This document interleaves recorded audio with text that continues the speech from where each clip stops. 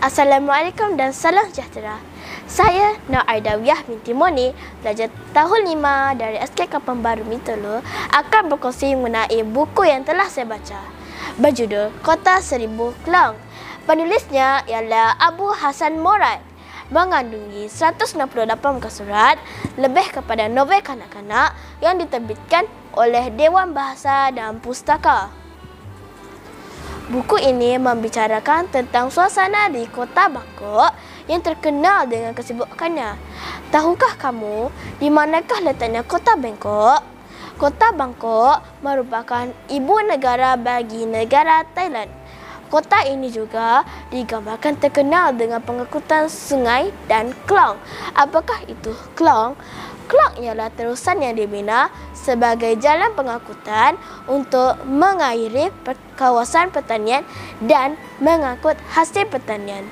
Inilah yang menyebabkan Dr. Rahmat, Dekan Fakulti Alam Sekitar Universiti Putra Malaysia dan sebagai penasihat Kementerian Alam Sekitar Malaysia dihantar untuk menghadiri seminar tentang alam sekitar di Universiti Kasultan atau Universiti Pertanian Thailand. Beliau telah membawa 2 orang anaknya bersamanya ke seminar tersebut untuk melawat ke negara Thai, dan akhirnya salah seorang anaknya yang bernama Rohimi menjadi mangsa culik sindiket pengedaran dadah yang terbesar di Asia Tenggara. Tentu semua tahu bahawa kes penculikan kanak-kanak berleluasa sejak kebelakangan ini. Kebanyakan kanak-kanak yang hilang sukar untuk dijumpai semula, hingga kes-kes ini sukar untuk diselesaikan oleh pihak berkuasa. Tentu menyedihkan kepada keluarga mangsa yang terlibat.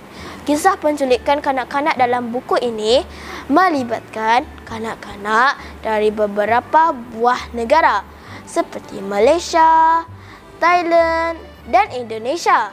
Sindiket ini berjaya memperdayakan kanak-kanak hingga ada dalam kalangan kanak-kanak yang diculik seronok tinggal dengan kumpulan ini.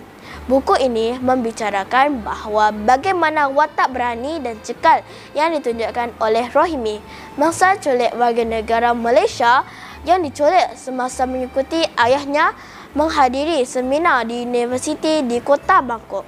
Adakah Rohimi berjaya melepaskan dirinya daripada cengkaman penculik?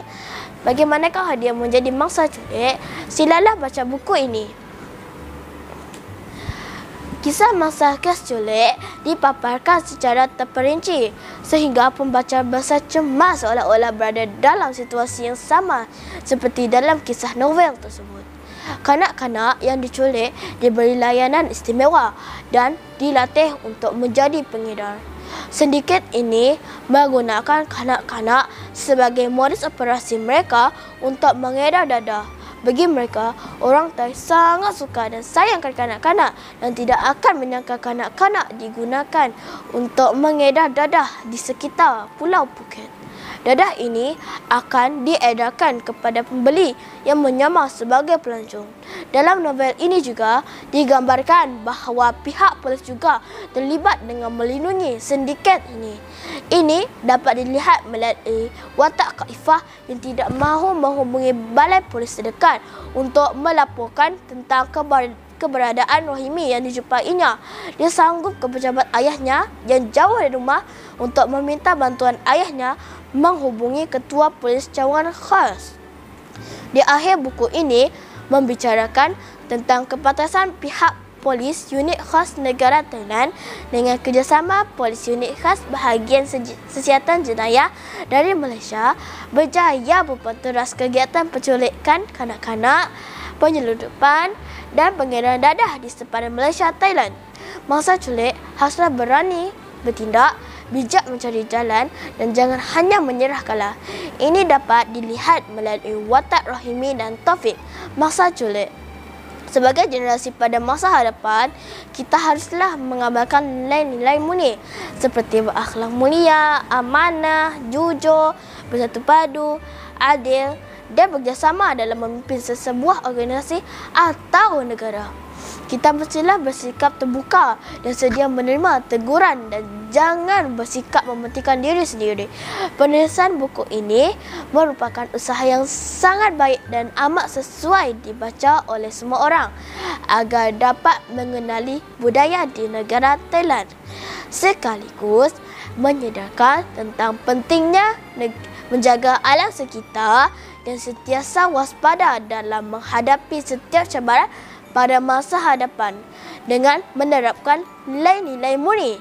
Saya Nak Adawiyah binti Moni, pembacaan melestarikan perpaduan.